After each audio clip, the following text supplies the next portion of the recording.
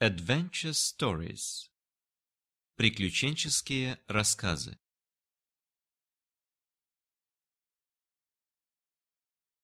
The Test by W. Jacobs.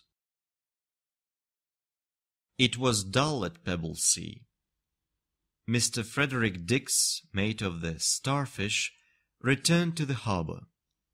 He had nothing to do, so he decided to go to his ship and have a good sleep. The skipper and the sailors were still ashore. The Starfish looked so lonely that Mr. Dix changed his mind about returning. He put his hands deep into his pockets and walked around the harbour.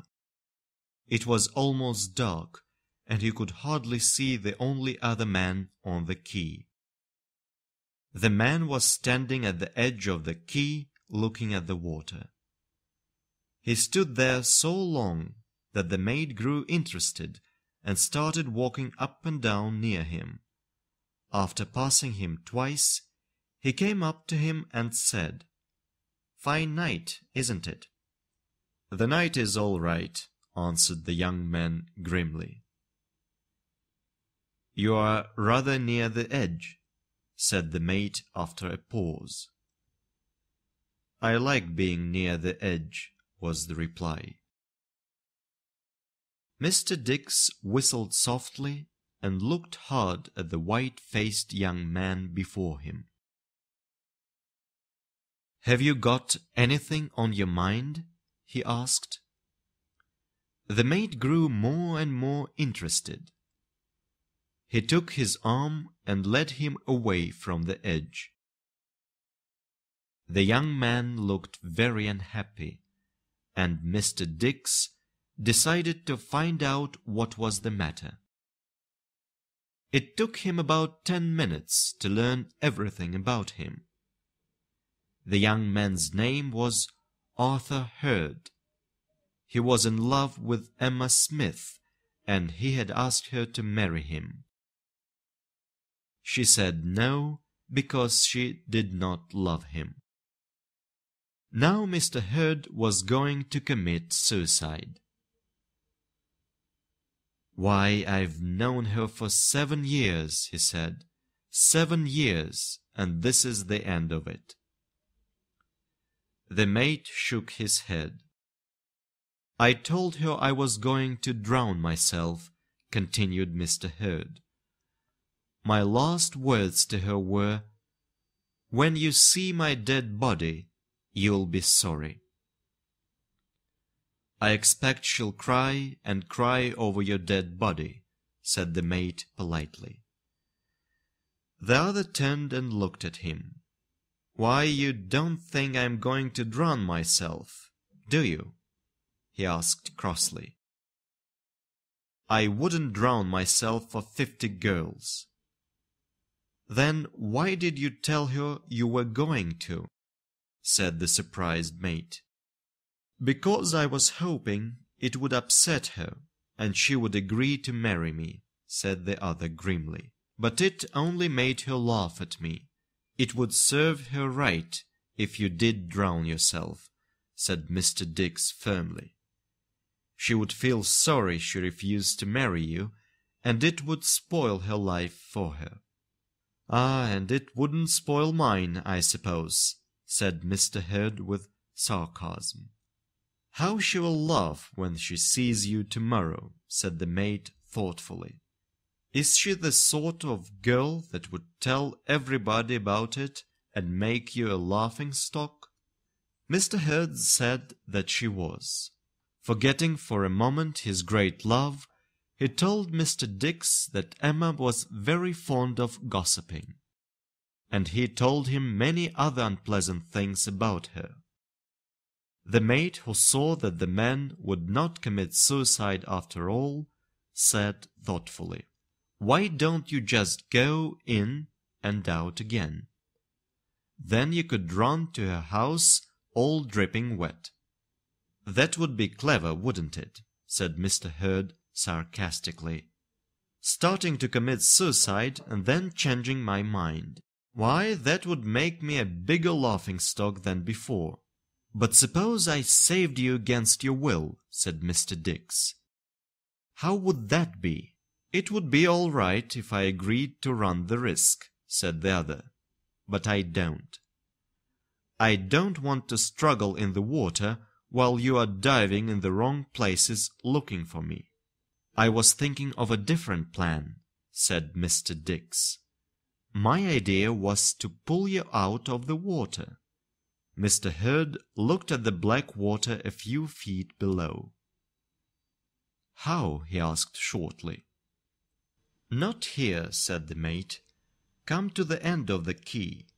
It's shallow there, but you can tell her you jumped in off here. She won't know the difference. He led the way to the place he had spoken about. Go in at once, said the mate. You couldn't have a better night for it. Why, I feel like a dip myself when I look at the water. Mr. Herd was very careful. At first he tested the temperature of the water with his hand. Then he slowly put 1 foot into the water. Suddenly he decided to get it over with. He dipped in the water and got up again. Don't hurry, said the mate. Stay in the water for a few minutes. Your clothes must get quite wet. Mr. Herd dipped again, and getting up once more started to walk towards the bank. Pull me out, he cried sharply. Mr. Dix smiled and put out his hands, which Mr. Herd seized with the force of a drowning man. All right, take it easy, don't get excited, said the smiling mate. Don't be afraid, it's shallow here, only 4 feet deep. Here, let me go, do you hear? Let go. If you don't, I'll punch your head.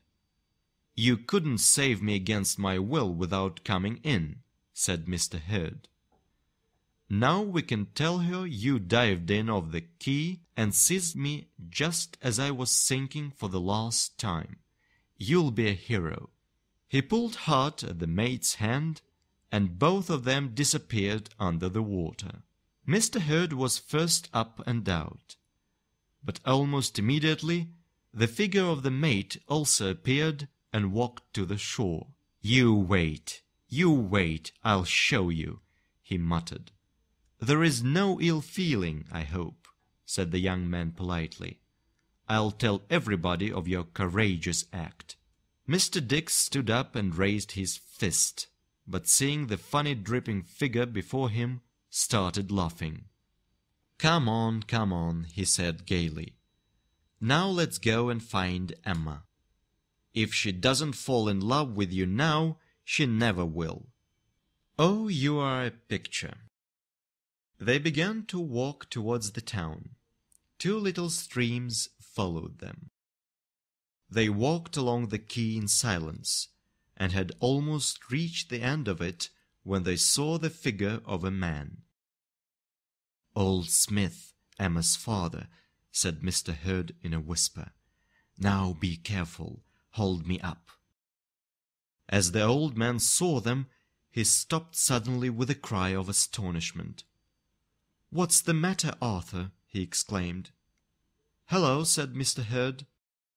Emma told me what you said to her. I didn't think you had the courage to go and do it. I am surprised at you. I didn't do it, said Mr. Herd. I couldn't drown myself because of this man who saved me against my will. Mr. Smith turned and looked at the mate with respect. Then he seized the gentleman's hand and shook it warmly. Come into the house, both of you, and get some dry clothes, he said kindly. The mate muttered something about going back to his ship, but Mr. Smith refused to listen. He brought them to his cottage. A pleasant-faced woman of middle age and a pretty girl of 20 rose when they entered. Here he is, said Mr. Smith, just saved at the last moment. What? 2 of them? Exclaimed Miss Smith. She took a long look at the mate and smiled at him.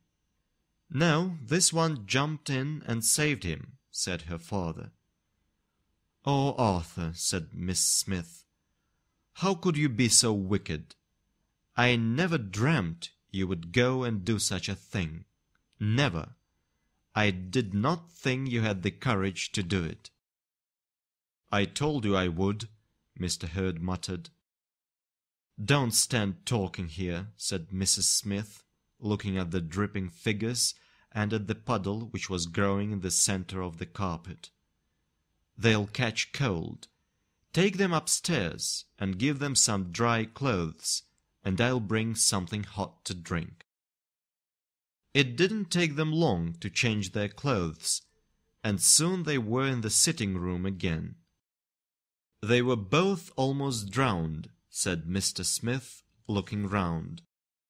"Mr. Dix says that Arthur fought like a madman. He didn't want to be saved." "It was nothing, really," said the mate, as he met Miss Smith's eyes. "Don't listen to him," said Mr. Smith. "All brave men are like that. They don't like to speak about their courage." "I don't suppose he knew whom he was saving," said a voice from the door. "I didn't want to be saved," said Mr. Hurd firmly. "Well, you can easily do it again, Arthur," said the same voice. "The dog won't run away."